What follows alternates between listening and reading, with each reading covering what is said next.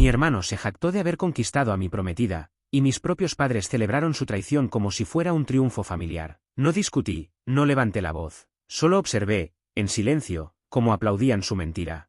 Un día después, cerré cada cuenta de la empresa familiar, vacié cada fondo y desaparecí con todo lo que me correspondía, y mucho más. Hoy, los que reían son los que imploran, y los que creían tener poder, ahora mendigan perdón. Me llamo Santiago Barrios, tengo 34 años, y dediqué 12 años de mi vida a construir el taller mecánico familiar desde un pequeño garaje con 2 bahías hasta convertirlo en 5 sucursales repartidas por el norte de California, con ingresos de más de $2,3 millones al año.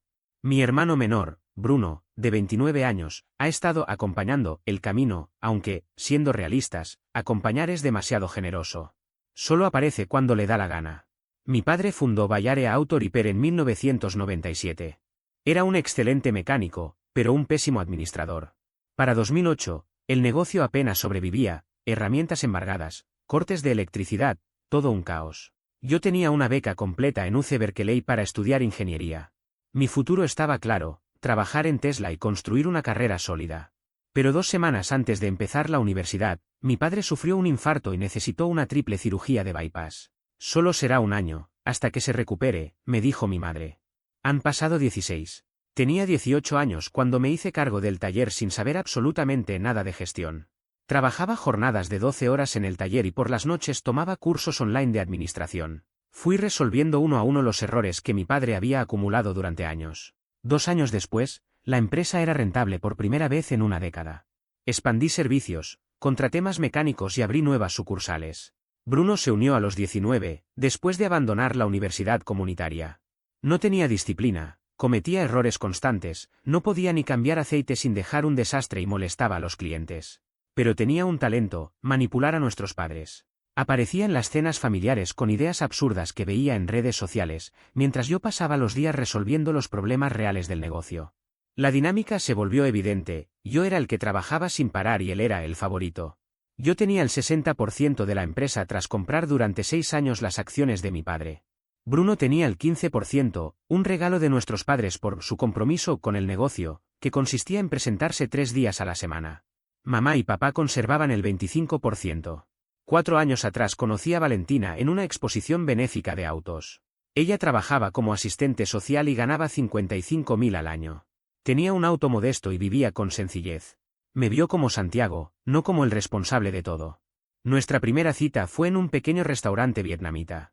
Pasamos 3 horas hablando sobre su trabajo con adolescentes en crisis, mis frustraciones con el negocio y películas de acción noventeras. Le propuse matrimonio un año atrás, durante un viaje de camping en Yosemite. Nada ostentoso. Me dijo que sí antes de que terminara de preguntar. Mis padres estaban encantados, mi madre empezó a organizar una boda enorme para 250 invitados, mi padre hacía bromas sobre futuros nietos, y Bruno, de repente, comenzó a interesarse mucho más en mi prometida. Al principio parecía algo inocente. Le escribía a Valentina para pedirle consejos sobre las chicas que salía, se reunían a tomar café para hablar de relaciones y ella pensaba que era tierno que mi hermano se abriera con ella. Yo, iluso, creí que Bruno estaba madurando. Mientras tanto, yo trabajaba jornadas de 16 horas para abrir nuestra nueva sucursal en Hayward. Valentina también tenía horarios intensos, la intervención en crisis no se detiene a las 5 de la tarde. Estábamos agotados, pero avanzábamos juntos hacia algo importante. Teníamos fecha de boda en junio y acabábamos de comprar una casa en Freeman. Todo se vino abajo un martes. Se suponía que la casa estaría vacía. Valentina me había escrito que trabajaría hasta tarde en un caso urgente, una adolescente en riesgo de autolesión. Pero ese día terminé antes de lo esperado. Habíamos completado la reparación de frenos de una flota de 12 camionetas en 4 días en lugar de 6. Mis empleados estaban contentos y les di un bono extra. Yo decidí sorprender a Valentina con comida para llevar de nuestro restaurante tailandés favorito. Al llegar, vi el BMW azul de Bruno estacionado frente a mi casa. Era el auto que había comprado el año anterior, claramente por encima de sus posibilidades. Pensé que quizá estaba en el vecindario. Tal vez había pasado a saludar. La puerta principal estaba cerrada, pero adentro sonaba la música que Valentina siempre ponía al llegar, su playlist de indie relajante. Entré, llamando su nombre. La música venía de arriba, de nuestra habitación. Todavía intentaba encontrar una explicación lógica. Tal vez estaban revisando cosas de la boda. Tal vez él había pasado a ayudarla. Pero entonces escuché la voz de mi hermano. Te dije que podía hacerte olvidar por completo de él. Y la risa de ella. No era una risa incómoda, era auténtica, íntima, esa risa que antes era mía. Sentí como si alguien me hubiera aplastado el pecho. Me quedé quieto al pie de las escaleras, en silencio, incapaz de reaccionar del todo. El volumen de la música les impedía saber que yo ya estaba en casa. Saqué el celular y comencé a grabar. Subí despacio los escalones hasta llegar a la puerta del dormitorio, que estaba entreabierta unos centímetros. Ahí estaban.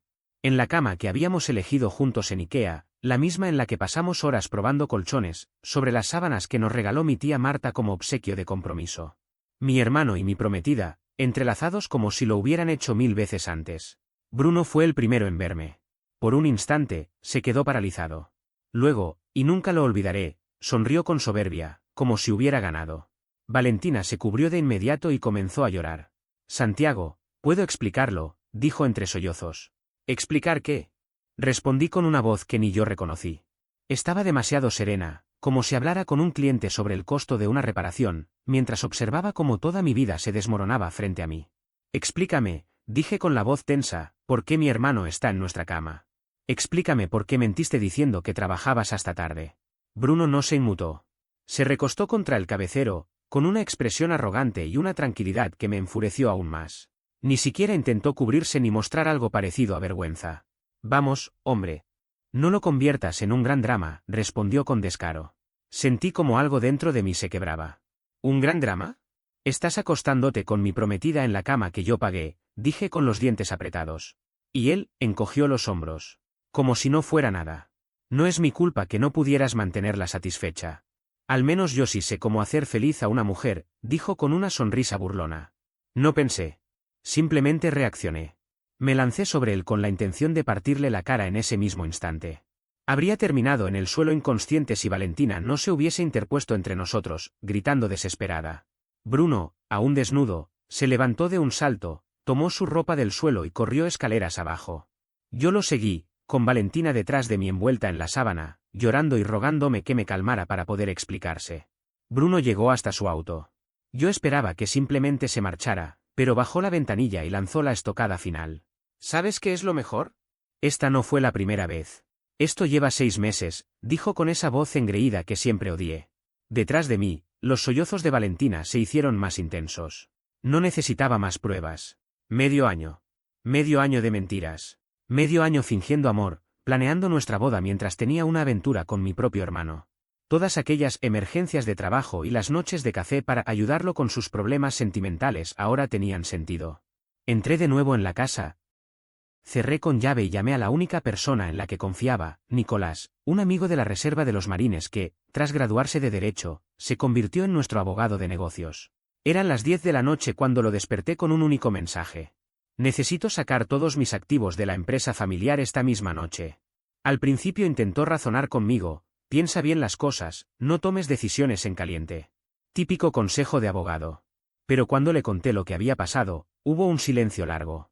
Luego respondió. En 1 hora tengo los documentos listos. Ven a mi oficina. Valentina no volvió esa noche. No pregunté dónde estaba ni me importó. El auto de Bruno ya no estaba en la calle. Me senté solo en la sala, rodeado de cajas con materiales de planificación de la boda, gráficos de asientos, muestras de centros de mesa, menús y presupuestos. Mientras observaba todo eso, repasaba mentalmente cada detalle de nuestras finanzas. Yo era quien realmente manejaba Bay Area Auto Repair. Tenía acceso absoluto, cuentas, contraseñas, relaciones con proveedores, contratos comerciales, todo. Había diseñado toda la infraestructura desde cero, el sistema contable, la base de datos de clientes, las cuentas de proveedores, cada pieza pasaba por mí. En la cuenta principal de la empresa había $340.000. Acabábamos de cerrar el mejor trimestre de nuestra historia. Ese dinero estaba destinado a cubrir la nómina de 40 empleados, pagos a proveedores de piezas y equipos, y los costos operativos de los próximos 60 días. Era capital operativo acumulado gracias a que yo había sido prudente y conservador con las expansiones. Según el acuerdo operativo, que yo mismo había redactado con la ayuda de Nicolás cuando compré la parte de mi padre, tenía autoridad total como socio administrador para mover fondos, hacer compras y pagar proveedores, siempre y cuando no disolviera la empresa ni vendiera activos importantes. A medianoche, los documentos ya estaban firmados. Para las 2 de la madrugada, Había transferido cada centavo de esos $340.000 a una cuenta personal nueva que abrí esa misma noche en otro banco. A las 10 de la mañana siguiente, entré en una sucursal de Chase, abrí una nueva cuenta empresarial y moví allí todo el dinero, dejando como único registro una nota, retirado por socio administrador a las 6 de la mañana. De inmediato redacté mi renuncia como socio administrador de Bay Area Auto Repair, efectiva de forma inmediata. Suspendí todas las cuentas de proveedores, bloqueé el acceso de todos al software de gestión, cambié contraseñas de correos, contabilidad, agenda y base de datos de clientes. Nada ni nadie, excepto yo, tenía ya acceso. Después conduje hasta la sucursal principal en Oakland, la que me había costado 12 años levantar desde un pequeño taller de 2 bahías al borde de la quiebra, y me senté a esperar. Papá fue el primero en llegar, como siempre a las 7:30 de la mañana. Aunque estaba oficialmente retirado, mantenía una oficina allí y pasaba las mañanas charlando con los mecánicos veteranos, buscando sentirse parte de algo. Al verme sentado en la oficina, sonrió. «¿Estás aquí temprano? ¿Todo bien?» «No, papá. No todo está bien». Le conté lo que había pasado. Vi cómo su rostro pasó de la confusión al horror, y luego a una extraña actitud defensiva. «Hijo, seguro que hay alguna explicación», balbuceó. «La explicación es que Bruno lleva 6 meses acostándose con mi prometida. Y cuando los descubrí, me dijo que era mi culpa por no complacerla». Papá se removió incómodo en su silla. Eso es grave. Pero ya sabes cómo es Bruno. A veces toma malas decisiones. Es joven, crecerá. No puedes simplemente. ¿No puedo simplemente qué? Lo interrumpí. En ese momento mi teléfono vibró. Era una notificación de la cuenta empresarial. ¿Moviste todo el capital operativo?, me preguntó alarmado. Mi capital operativo, respondí. El dinero que generé mientras Bruno aparecía cuando quería. No puedes hacer eso. Tenemos que pagar nómina el viernes, hay proveedores que cobrarán, el pedido de piezas ya está pagado. Entonces será mejor que Bruno descubra cómo manejar el negocio, ya que es tan talentoso para tomar decisiones. A las 8 de la mañana, mamá llegó con Bruno detrás. Él los había llamado la noche anterior. Sin duda, les había contado su versión de la historia. Y ahí, frente a ellos, comenzó todo. Entraron a mi oficina como si se tratara de una especie de intervención cuidadosamente orquestada. No dijeron nada al principio, pero la tensión se sentía tan espesa que se podía cortar con una cuchilla. Estaban alineados como si fueran un solo bloque, mi madre con el ceño fruncido fingiendo preocupación, mi padre con esa expresión de falsa calma que usa cuando quiere evitar conflictos, y Bruno. Bruno con esa mirada altiva que tanto me había irritado desde que éramos adolescentes. «Santiago, tenemos que hablar sobre esta situación», comenzó mi madre, usando ese tono de voz suave, casi diplomático, que siempre utilizaba cuando intentaba aparentar que era la figura razonable en medio del caos familiar. Crucé los brazos y la miré con frialdad. «¿Qué situación?», pregunté. «¿La que implica que tu hijo me traicionó de la peor manera posible o la que implica que recuperé el dinero de un negocio que yo levanté desde cero mientras él vivía como si todo le perteneciera por herencia divina?» Bruno no se inmutó. No bajó la mirada. Ni siquiera fingió vergüenza. Lo único que mostró fue fastidio, como si todo esto fuera un inconveniente menor para él. «No puedes simplemente robarle al negocio porque estás enojado conmigo», soltó con descaro, como si no hubiera sido él quien destruyó mi vida personal y laboral en un solo golpe. «¿Robar?», respondí, soltando una risa incrédula. «Yo construí este negocio desde la nada. Tú solo has venido a cobrar tu sueldo, apareciendo 3 días a la semana, comportándote como si fueras indispensable cuando en realidad lo único que hiciste fue aprovecharte de mi trabajo». Bruno me miró con esa sonrisa torcida que tanto detesto. «Somos socios iguales», replicó, con un tono burlón, como si pronunciara la palabra socios con ironía. «Tú tienes el 15%, le recordé con voz firme. Yo tengo el 60%. No somos iguales. Nunca lo fuimos y tú lo sabes perfectamente». Mi padre intervino en ese instante. Su tono de voz era el mismo que usaba cuando yo tenía 8 años y él intentaba evitar enfrentamientos directos conmigo. «Hijo, estás furioso. Y tienes derecho a estarlo», dijo. «Lo que Bruno hizo estuvo mal». Bruno me interrumpió antes de que pudiera contestar, con un destello de arrogancia en los ojos. «¿Estuvo mal?», dijo, casi con sorna. «Porque, si lo piensas bien, si la prometida de alguien termina acostándose con otro, tal vez el problema no sea el otro tipo. Tal vez simplemente no estaba satisfecha con lo que tenía en casa». Mi madre soltó un jadeo ahogado. «Bruno», exclamó. «Eso no ayuda en este momento». Pero lo que realmente me golpeó no fue lo que dijo Bruno. Fue lo que vi en el rostro de mi padre, una sonrisa fugaz, apenas perceptible, pero que estuvo ahí. Como si en el fondo creyera que Bruno tenía razón, como si compartiera su pensamiento aunque no se atreviera a verbalizarlo. ¿Te parece gracioso? Le pregunté con voz baja, contenida, pero cargada de rabia.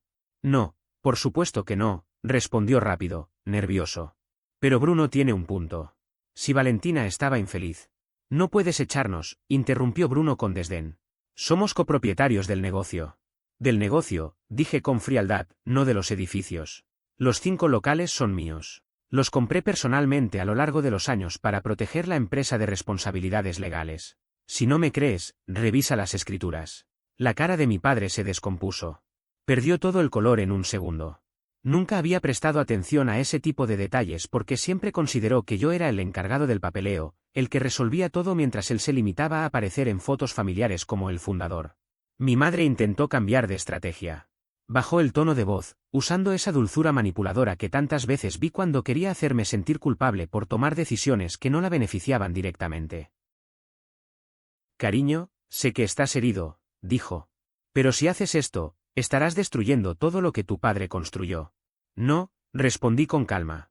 Estaré destruyendo lo que yo construí. Papá llevó esta empresa al borde de la quiebra. Yo la levanté, la salvé, la hice rentable, la expandí. Y ustedes están aquí defendiendo al que me traicionó solo porque es el menor. Porque siempre fue su favorito. No se trata de favoritos, dijo mi padre con voz débil, evitando mirarme a los ojos. Claro que sí. Siempre se trató de eso. Yo sacrifiqué todo, mi educación, la universidad, Berkeley. Mientras Bruno se dedicaba a emborracharse en fiestas y abandonaba la facultad comunitaria tras 2 semestres, yo trabajaba turnos de 70 horas semanales para que esto no se hundiera. Y ahora ustedes defienden al que me arrebató todo. El teléfono de Bruno sonó en ese momento. Lo miró y sonrió como si todo esto fuera una broma. Esto es buenísimo, dijo entre risas. Valentina me acaba de mandar un mensaje, me bloqueaste la entrada y necesito mis cosas. Algo en mí se quebró. Dile que hable con su abogada. No recibirá nada hasta que lo resolvamos legalmente. Esa también es su casa, hermano. No. Es mía. A mi nombre. Ella se mudó después de que la comprara. Legalmente es una inquilina, y la estoy desalojando con causa. Nicolás fue muy claro anoche. La ley de inquilinos está de mi lado. Mi madre empezó a llorar. Estás siendo cruel con esa pobre chica. ¿Yo soy cruel? Repliqué. Tu hijo destruyó mi vida, y tú estás preocupada por la comodidad de Valentina.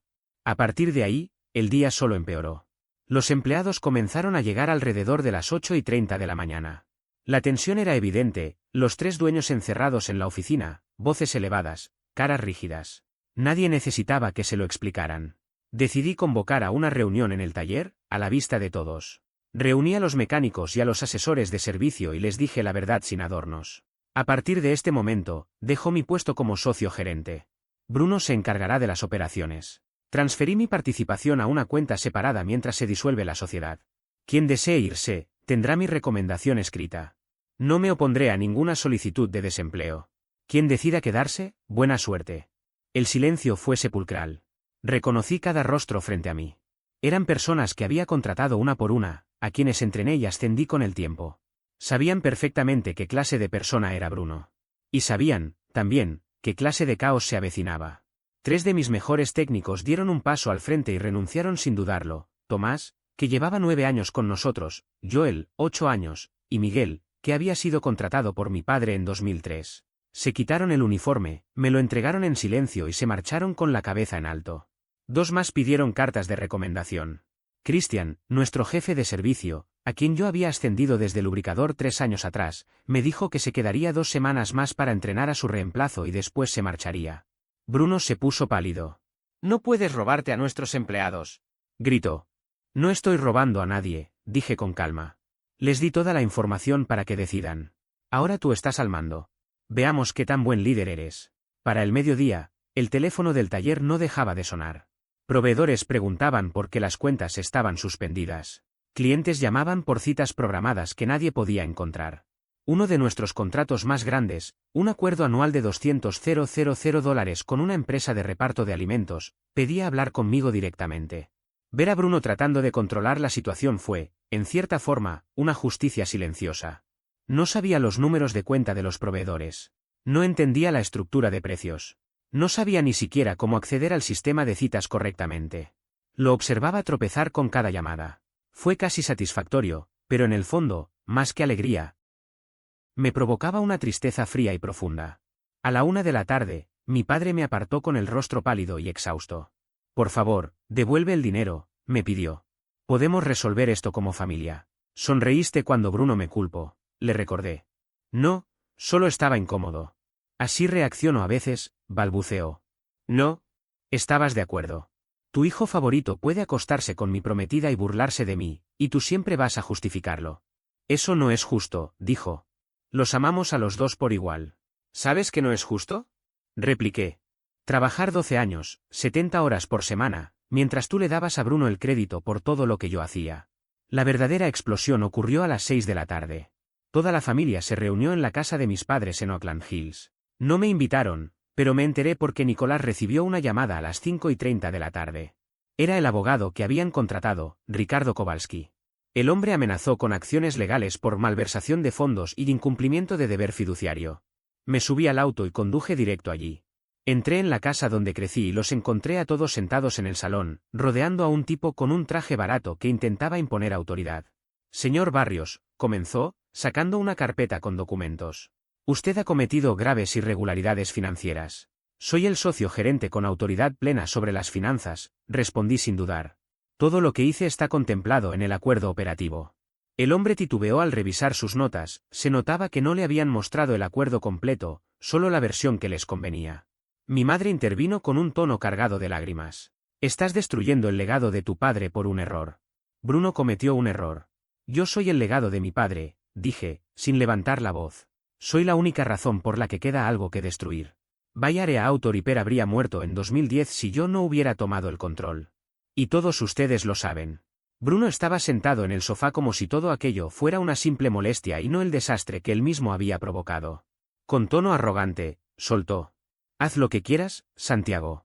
Si quedarte con el dinero te hace sentir mejor, adelante. No te necesitamos. Yo puedo manejar este negocio sin tus órdenes ni tu forma de controlar cada cosa.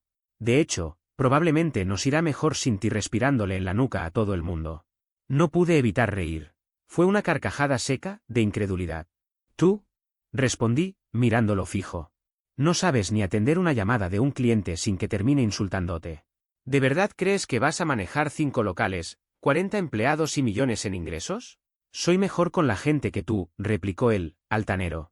Tú eres demasiado rígido, demasiado obsesionado con los detalles. Yo veo el panorama completo. Tú te acostaste con mi prometida, le recordé sin perder la calma.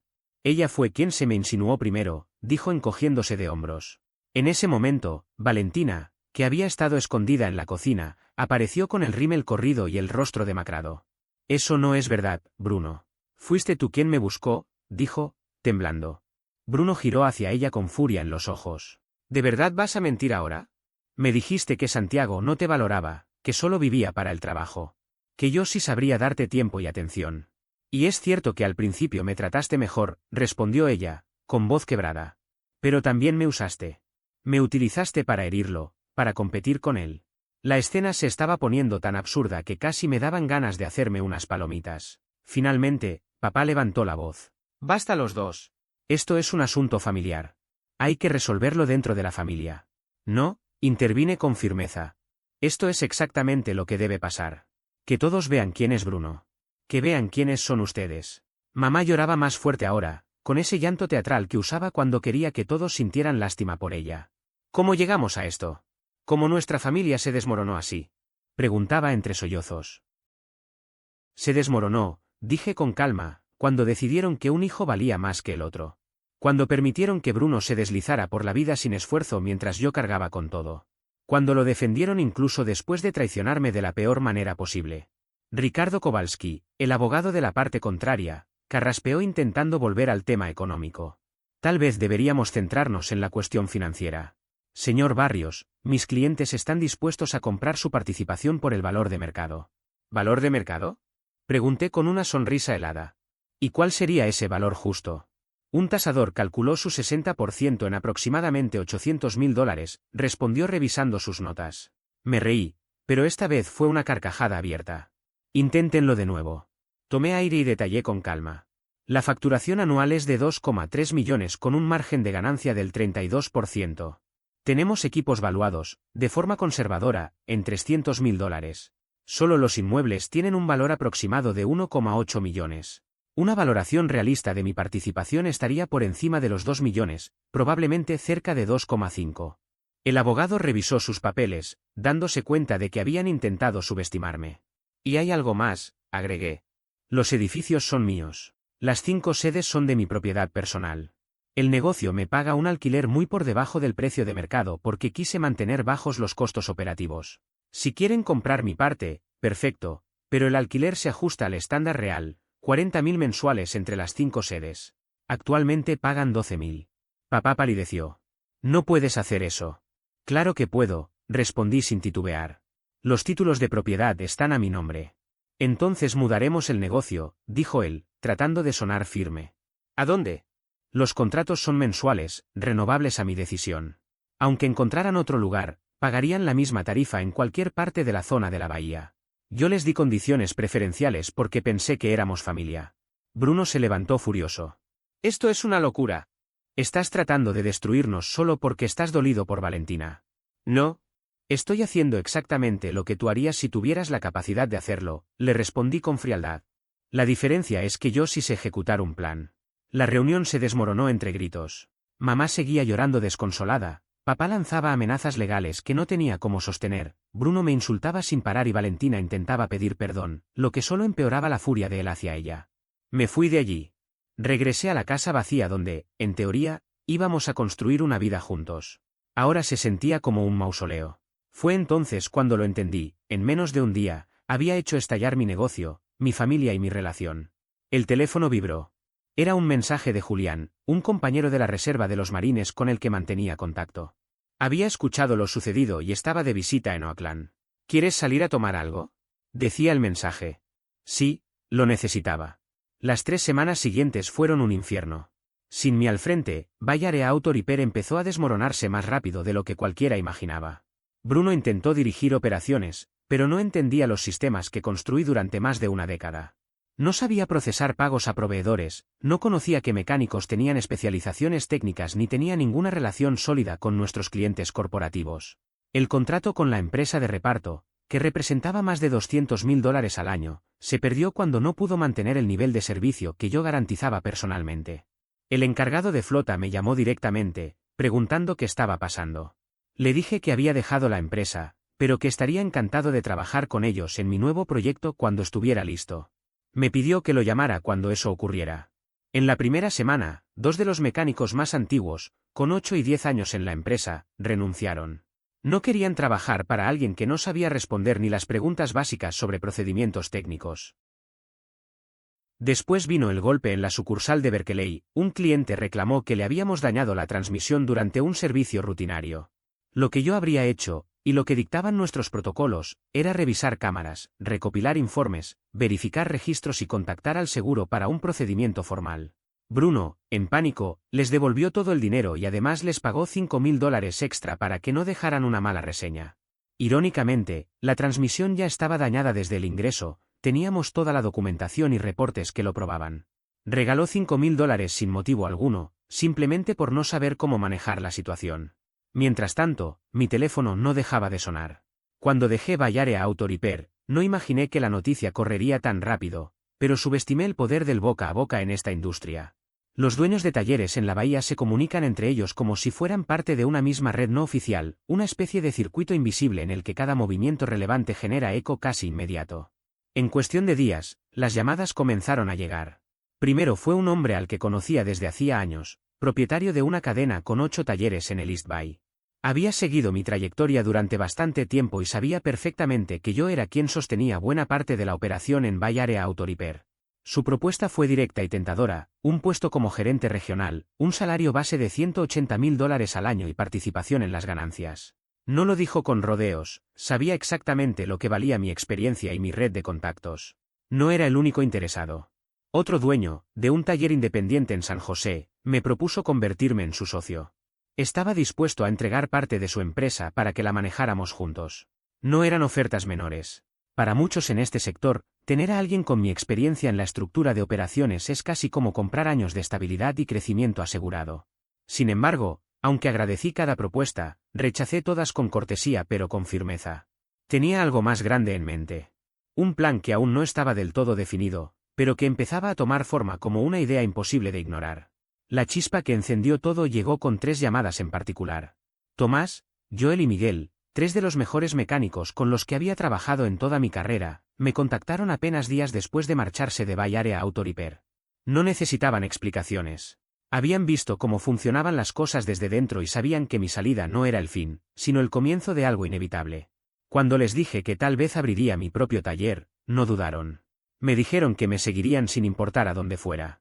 Su respuesta no fue solo profesional, fue personal. Era un voto de confianza, un recordatorio de que no era simplemente uno más en esa empresa, yo era el motor que la había impulsado todos esos años. Fue entonces cuando la verdad me golpeó con fuerza. No necesitaba Bay Area Auto Repair. La empresa no era más que un nombre en un cartel oxidado, yo era la base real de todo lo que habían logrado. Yo había diseñado los sistemas, formado los equipos, cultivado las relaciones con proveedores y clientes, y levantado la reputación ladrillo por ladrillo. Todo lo que sostenía a la empresa había pasado por mis manos. Y eso no podían quitármelo. Durante 2 semanas completas me dediqué a transformar esa certeza en un plan tangible.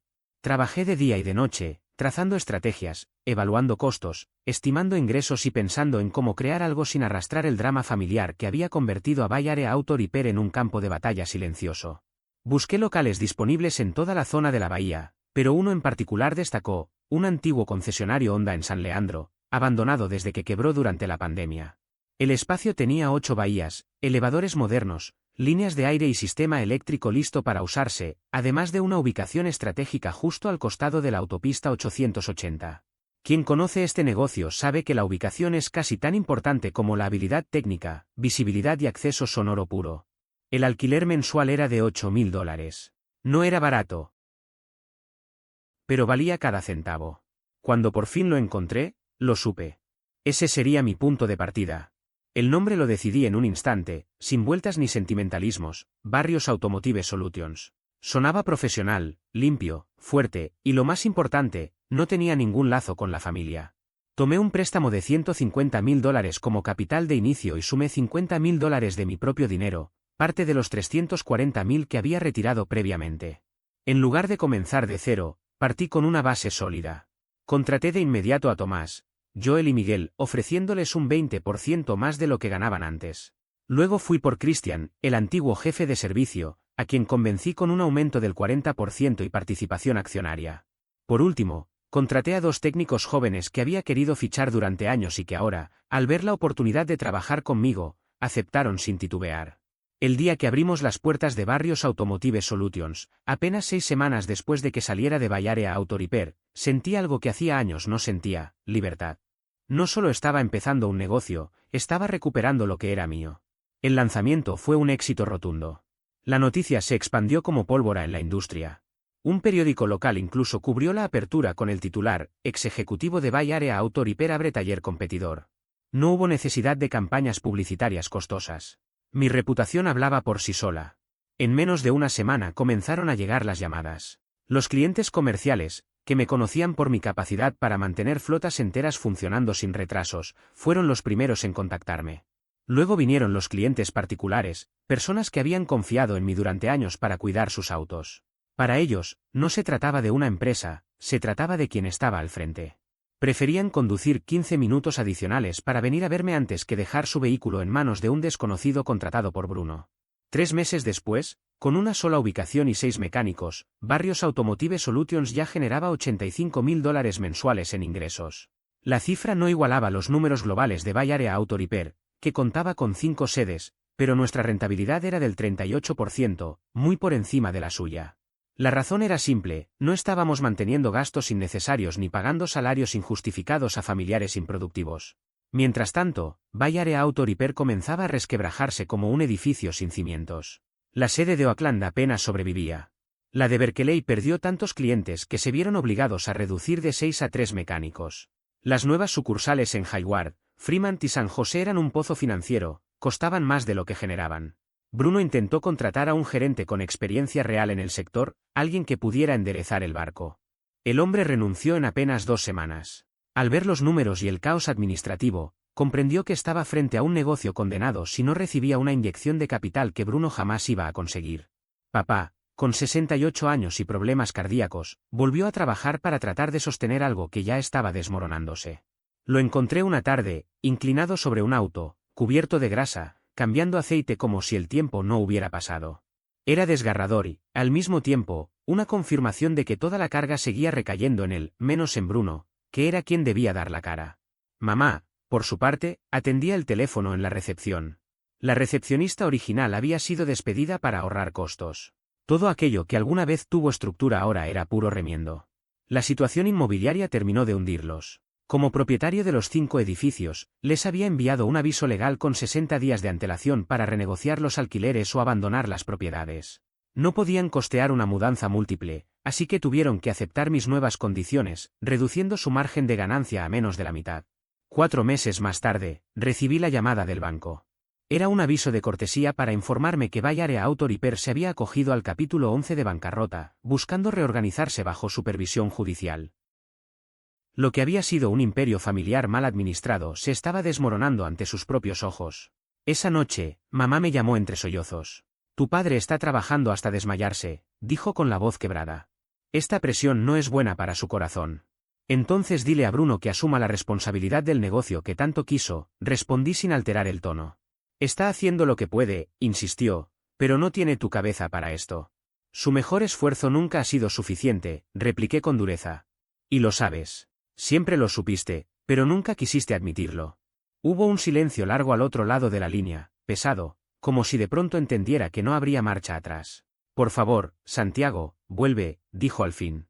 Te daremos el control total, puedes tener la mayoría de las acciones.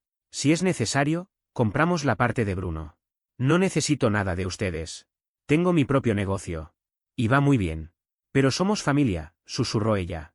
La familia se elige con las acciones, no con las palabras. Ustedes eligieron a Bruno el día que me traicionó. Y papá lo sonrió como si yo fuera el problema. Para mí, esa sonrisa fue tan cruel como una carcajada. Significó que, en el fondo, papá creía que yo era responsable de todo. Colgué sin decir nada más. Valentina también intentó acercarse. Me envió correos extensos, llenos de disculpas. Decía que Bruno la había manipulado, que se arrepentía, que quería reparar el daño, que asistiría a terapia, que todo podía arreglarse. No respondí ni uno. Todo lo manejó mi abogado. El asunto de la casa resultó ser tan sencillo como Nicolás había previsto. Como nunca nos casamos y la propiedad estaba únicamente a mi nombre, tenía todo el poder legal. Ella no aparecía en ningún documento, nunca pagó la hipoteca ni impuestos. Legalmente, era solo una inquilina. Se marchó en menos de 30 días, firmó un acuerdo de separación y renunció a cualquier reclamo económico. La casa quedó completamente a mi nombre. Y la boda, simplemente no existió. Ya habíamos invertido alrededor de $15,000 en depósitos para el lugar, catering, fotógrafo, DJ y florista. Dejé que ella se quedara con los depósitos y con todo lo que quisiera. Ya no me importaba. Lo único que deseaba era que todo terminara. Hay algo que nadie te dice sobre la venganza, no es tan gratificante como las películas la pintan. Al principio, sí, hubo una sensación extraña de justicia cuando vi cómo la empresa familiar empezaba a tambalearse sin mí. Observar a Bruno fracasar estrepitosamente en aquello que yo había logrado sacar adelante con años de esfuerzo fue, en cierta forma, una validación. También me generó cierta satisfacción saber que mis padres, por fin, estaban viendo con claridad la diferencia entre nosotros dos. Pero nada de eso llenó el vacío que dejó el derrumbe de mi familia. Esa herida en el pecho no desapareció ni me devolvió la confianza en la gente. Tampoco borró de mi memoria aquella imagen clavada como una quemadura, mi hermano y mi prometida riéndose juntos en mi cama, en mi casa, como si todo lo que habíamos construido no significara nada. 6 meses después, mi situación económica es buena. La empresa que levanté está creciendo de manera constante. Ya cuento con 12 empleados repartidos entre 2 sucursales. El mes pasado abrimos un nuevo taller en Fremont, y si todo sigue como hasta ahora, alcanzaremos alrededor de $1.2 millones en ingresos durante nuestro primer año. Es algo impresionante para una compañía recién fundada. De los $340,000 que retiré en su momento, invertí $200,000 para crear y consolidar Barrios Automotive. Los otros $140,000 los coloqué en fondos indexados y bienes raíces. Según mi asesor financiero, A mis 34 años tengo una estabilidad económica que muchas personas de más del doble de mi edad aún no logran alcanzar. Pero la realidad es que estoy solo. Trabajo cerca de 80 horas a la semana, no porque lo necesite estrictamente, sino porque no hay nada ni nadie que me espere en casa. Volver cada noche a una vivienda impecable, silenciosa, que parece un museo de la vida que alguna vez soñé tener, es un recordatorio constante de todo lo que perdí. Julián insiste en que debería volver a salir con alguien. Dice que no puedo dejar que lo que pasó destruya por completo mi capacidad de confiar en otra persona. Fácil decirlo cuando su hermano no se acostó con su prometida. Lo mío es un campo de ruinas que no se repara con un simple consejo. Mientras tanto, Bayard Auto Repair, el negocio familiar, salió hace poco de la bancarrota con un plan de reorganización que incluye vender la sede rentable de Oakland para pagar deudas y cerrar las otras 4. Bruno ahora trabaja como asesor de servicio en una concesionaria Toyota, ganando unos $45.000 anuales más comisiones. Está lleno de resentimiento. Cuando se emborracha, me llama para decirme que arruiné su vida. Lo bloqueé después de la tercera vez. La salud de mi padre se deterioró bastante. El estrés de la quiebra provocó otro episodio cardíaco en marzo. Fue leve, pero suficiente para que decidiera retirarse definitivamente. Mi madre me culpa directamente. Dice que puse el último clavo en el ataúd de su matrimonio, porque papá no soporta sentirse un fracaso como empresario y como padre. Valentina, mi ex, ya está comprometida con alguien que conoció en su organización sin fines de lucro. Es otro trabajador social. A veces me pregunto si también le será infiel a él o si yo fui la excepción. De cualquier modo, no importa. La única persona de mi familia con la que sigo hablando es mi tía Marta, hermana de mi padre. Hace un par de meses me llamó simplemente para decirme que, en su opinión, hice lo correcto. Dijo que mis padres habían malcriado a Bruno toda su vida y que alguien debía enseñarle que cada acción tiene consecuencias. Escuchar eso de una mujer de 65 años que ha visto toda nuestra historia familiar me dio una extraña sensación de alivio. La semana pasada, Bruno apareció en mi taller de San Leandro. Reconocí su viejo Civic estacionado afuera. Tuvo que vender el BMW hace meses. Estuve a punto de pedirle a Christian que llamara a seguridad, pero la curiosidad pudo más que mi instinto. Al verlo, me impactó su aspecto, estaba más delgado, con la piel apagada, ojeras profundas y esa mirada de quien no ha dormido bien en mucho tiempo. Me pidió hablar en privado. Nos sentamos en mi oficina, la misma que construí desde cero, con mi nombre grabado en la pared y mi licencia comercial enmarcada detrás del escritorio. Pasaron varios segundos de silencio hasta que murmuró. La cagué. ¿Todo? Lo sé. No respondí. Solo lo miré, esperando. Siempre estuve celoso de ti. Toda mi vida. Tú eras el inteligente, el responsable, el que hacía que papá se sintiera orgulloso, aunque nunca lo dijera en voz alta. Pensé que si podía arrebatarte algo que realmente te importara, me sentiría mejor, como si al fin hubiera ganado algo. ¿Y funcionó? Pregunté finalmente. Por 5 minutos, dijo con amargura. Después me di cuenta de que destruí todo. La empresa ya no existe. Papá no me habla. Mamá llora cada vez que me ve. Y yo trabajo en un concesionario apenas ganando lo suficiente para pagar un alquiler miserable. Mientras hablaba, observaba a su alrededor, las fotos enmarcadas del equipo en la inauguración, los reconocimientos que habíamos ganado en poco tiempo, los planos para abrir una tercera sucursal pegados en la pared. ¿Estás bien?, dijo, con un hilo de voz. Estoy haciendo lo que siempre he hecho, trabajar y construir algo. Él tragó saliva y titubeó. ¿Podría? Se interrumpió. No importa. ¿Podrías qué? Insistí. ¿Podría trabajar aquí? Ya sé que es una locura pedirlo. No lo merezco, pero necesito un empleo. Soy bueno en ventas cuando me lo propongo. Podría ser asesor de servicio, traer clientes. No. No hubo necesidad de explicarle más. Lo imaginé. Solo, quería preguntar, dijo levantándose. Estuve a punto de dejarlo ir sin decir nada, pero me detuve. Bruno, ¿sabes cuál fue la peor parte de todo esto? Se dio la vuelta, en silencio. No fue verlos juntos. Lo que más dolió fue lo que dijiste después. Me culpaste. No pudiste simplemente admitir que hiciste algo horrible y pedir perdón. Tenías que justificarlo. Lo sé. Lo siento, murmuró. Tu disculpa no borra nada. No me devuelve los 12 años que dediqué a levantar algo que destruiste en 6 meses. No repara la relación con papá ni hace que mamá deje de llorar. No me devuelve la confianza. Son solo palabras. Asintió despacio. Tienes razón. Solo quería que supieras que sé cuánto arruiné las cosas. Que lo siento, aunque no sirva de nada. Importa, respondí. Pero no es suficiente. Se fue poco después. Esa noche no me quedé en la oficina como otras veces.